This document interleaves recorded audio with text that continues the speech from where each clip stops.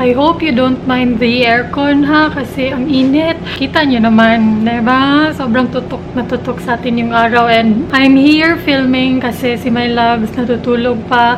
And it's still early, you guys. Like, hindi naman sobrang early, but it's early for me kasi alam niyo na hapon ako gumigising, guys. So ngayon medyo maaga ako nagising, like around mga 9. So nag-prepare lang ako ng breakfast and then nag-film. Ba't ang dami kong chika? Maraming videos yung gusto kong i-film ngayon, so baka mag-transfer na lang ako doon mamaya pagising ni my loves. And can we take our time to appreciate my off-shoulder and my bones?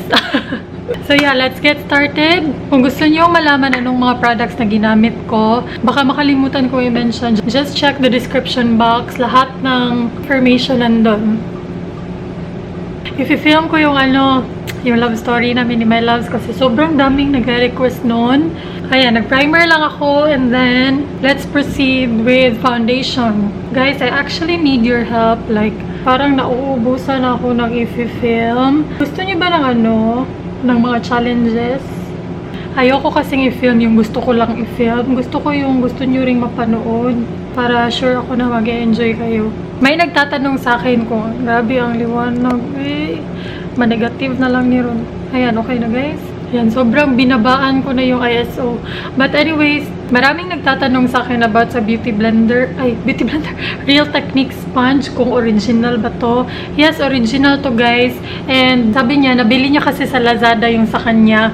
And parang mura lang niyang nabili. For 50 yata yung bili ko nito. Parang mura lang yung bili niya sa Lazada. And alam niyo naman ang Lazada guys. Like, hindi ako naninira lang Lazada ha. Alam niyo naman yung ibang products doon. Peke, like, basta. If you have been shopping in Lazada, you will know na hindi lahat ng products doon authentic. So, sabi ko sa kanya, kung sobrang mura mo lang siya nabili, most probably peke talaga kasi you can't buy a Real Techniques sponge na sobrang mura. I think, kung sobrang mura mo siyang nakuha, yun, dapat ka na talagang magtaka. Pasensya na sa lighting ha. Wishlist ko talaga yung yung ring light. Kasi, minsan guys, gusto ko mag-film sa gabi kasi yung energy ko nasa gabi. Yung mga ganito na buntag guys, umaga. Wala gaano akong energy, tingnan nyo naman. Ay, nako. Pero sobrang mahal ng ring light guys, hindi ko kaya. Sana ma-achieve natin ang ring light. Kung may artificial lighting na ako, makakapag-film ako ng gabi, ng umaga. So, mas marami akong videos na ma-upload. Alam ko, marami naghihintay sa skincare routine ko. Ay, naku guys, may i-share talaga ako sa inyong bagong sabon na ginagamit ko. Siguro mga 1 buwan ko na siyang ginagamit and I've noticed a difference on my skin. So, i-share ko sa inyo. Ayan, that's my base. For powder, I will be using the Essence All About Matte Fixing Compact Powder. Ang haba ng pangalan mo, te. Hindi na ako magbe-bake kasi aksaya na ako oras eh. Nandito lang naman ako sa bahay. Ayan. O, diba? Guys, nga pala, update sa brushes na to. Medyo hindi ko siya nagustuhan. Like, I'm thankful kasi si my loves yung bumili nito para sa akin. But, yung iba lang, yeah, yung iba sa kanila, parang hindi ko bet. Like, itong powder brush, medyo, siya guys, like, parang nakulangan sa buhok. Kasi hindi niya masilhig. Ano ba yan? Masilhig. Hindi niya mawalis lahat. Like, parang gaganunin ko pa na ilang beses. Hindi tulad ng ganitong brush na super dense. Tingnan niyo yung difference nila. Ayan. Ito, super fluffy. Sasabihin ko sana fluffy. And super fluffy niya. Hindi siya ganun ka-dense unlike this na super packed talaga. Kaya, madaling maganyan. Basta, okay siya pang display siguro kasi ang ganda-ganda ng handle niya. Ang ganda din ng kulay. May pink-pink siya dito. And then white na dot. White na dot. But, hindi siya ganong okay pang ganun. For 900 something and then ganun karaming brush na yung nakuha mo, I think you're really paying for the price or for the quality. Ano na bang susunod? Ay, contour. Magko-contour ako. Wag kayong Awaha, guys ha. Tingnan nyo ha. Tingnan nyo. Ito, try natin to, diba? May nag-comment kasi doon sa vlog na pinakita ko tong mga brushes. Ito daw pang contour. So, let's try. Let's try to contour. So, ito yung gagamitin kong contour as always. And then, dito, ayan, kita naman agad yung contour ng face ko. So, medyo hindi ako nahihirapan. But, kung nahihirapan kayo, dito lang guys, sa end ng tenga nyo. And then, dito siya mag-end sa tail ng eyebrows. Ayan. Oh my God, ang dami. Ayan, parang hindi niya nabiblend. Natutulan ko kasi ito sa mga bakla na makeup artist dito, na mga kaibigan ko. Hindi pa down yung contour, guys. Like, yung pag-blend sa kanya, pataas. Ayan, pahirapan yung blending sa mga brushes na to. Like, kung gagamitin ko yung dense na brush, mas madali. Pero, sayang naman kung hindi ko to gagamitin, di ba? O, di ba? Magnificent.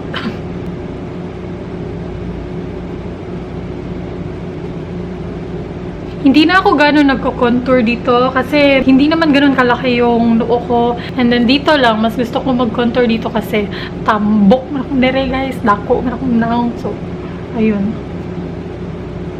Hindi ko rin kino-contour yung nose ko kahit malapad yung nose ko guys. Hindi ako mahilig sa contour sa nose kasi parang hindi na siya natural. Like, embrace your nose. My God. But don't embrace this.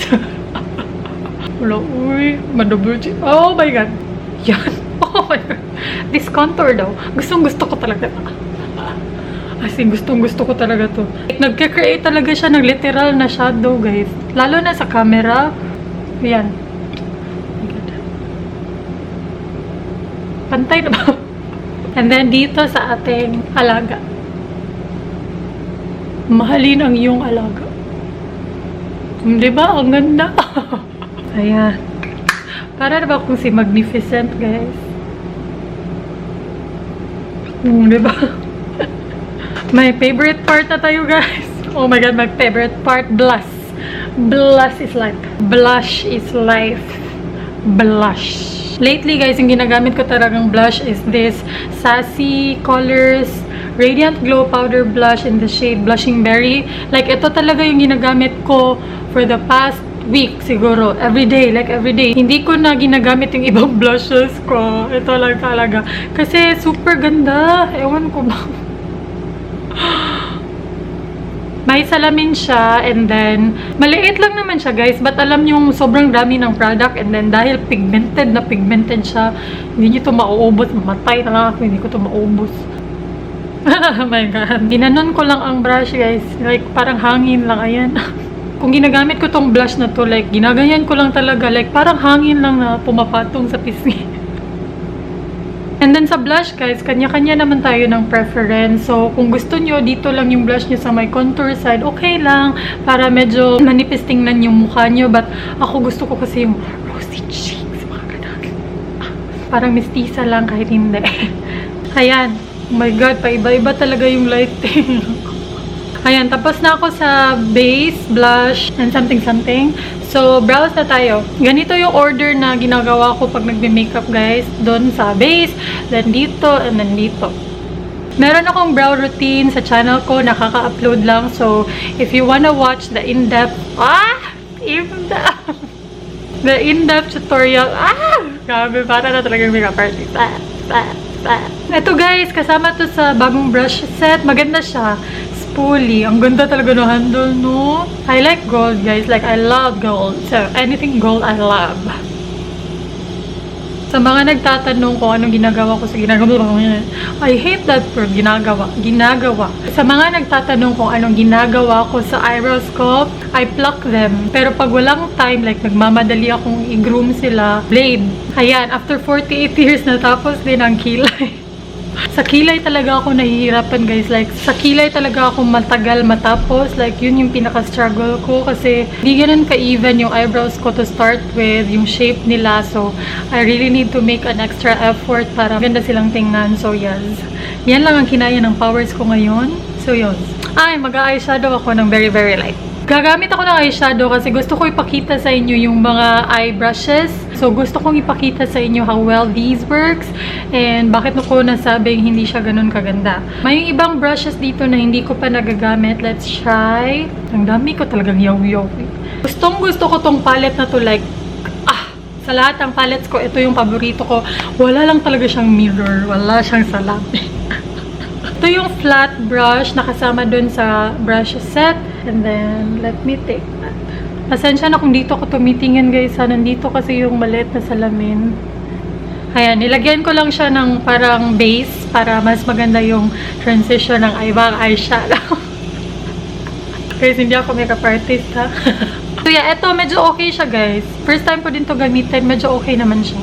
May nag-comment na blending brush daw to. So, let's see. Gagamitin ko is this brown color. Gusto ko to kasi warm. Very pigmented nito, guys. So, just a little bit. Ooh, I see you, girl. I see you. Grabe, yung brush talaga, para siyang gapas. Para siyang, cotton ba? Para siyang cotton. Ganun siya kalambot. Hindi siya ganun ka-dense. But I don't know kung maganda yan sa brush. Para murag yung gapas. Yes, mo kagana-ana o gapas ay. Ayan, so tapos na ako sa brown. Yung chocolate na brown. And then yung gagamitin ko is yung tiny little brush. Tingnan natin kung okay. Kasi sobrang... If you can just feel this. Oh my God. And then sa outer part lang din, guys. Okay naman siya. Like, nakakalagay talaga siya ng pigment. But, medyo matagal yung pagbe-blend. Okay, I like these two brushes, you guys. Maganda yung pagkaka-blend ng eyeshadow. But, yun lang. It's gonna take time. Pero, hindi ka naman nagmamadali, you know. So, okay lang. Hindi siya ganun kapangit. Like, walang kwenta. Okay naman. So, I'm also gonna put the same chocolatey brown color on... Chocolatey brown?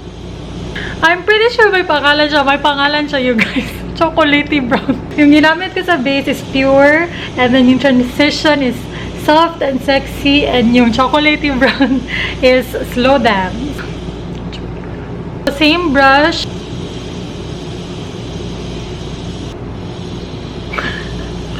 Nakalimutan ko i-press yung record button. Naglagay lang ako ng shimmery eyeshadow sa eyelids and then dito rin sa inner corners. Yun lang naman. Yun lang naman yung hindi nyo nakita. So right now, I'm gonna use this black eyeshadow. It's called Timeless Chic. So I'm gonna use that. Ito, nagamit ko na rin to guys, yung eyeliner brush dun sa brush set. It's okay. Like, parang yung typical angled brush mo lang. Pagpasensyahan nyo na, hindi talaga ako pro sa mga ganito. Gusto ko lang talagang mag-sit down and then maglagay-lagay ng mga chuba-chuba. Okay, magpamaskara lang ako and then I'll be back. Okay, huwag kayong umalis. Hi guys, may lashes pala ako dito na minsan ko lang talagang nagamit. So, why not use it? Hindi talaga ako mahilig maglagay ng eyelashes guys. Fake eyelashes kasi nahihirapan akong maglagay. It would take me 20 minutes para lang malagay siya ng tama. I'm gonna try, okay? Tingnan ko. Ayan guys, nalagay ko na yung false lashes. Mga 15 minutes. May something sa camera ko. What are you? Oh my God, what is that? 15 minutes ko ata tong binutang, guys. Like, sobrang struggle. Oh my God. I'm gonna put some lipstick on and hindi ko bet mag-red lipstick pag medyo may ganap-ganap sa eyes ko. So, I'm gonna use a pale pink. Ito. May kasama siyang maliit na brush. Ito oh. Hindi ako sure kung pang lipstick talaga to, but super liit niya. So, I think perfect to for lipstick. So, I'm gonna take this shade.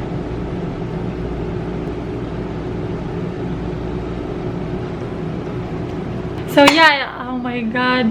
The whole time may electric fan pala. Oh my God. Oh my God, the whole time I was filming, meron palang electric fan dyan. Hindi ko na napansin. Anong tingin niyo sa eyelashes, guys? Tingnan niyo. Sobrang natural lang, no? Ano to?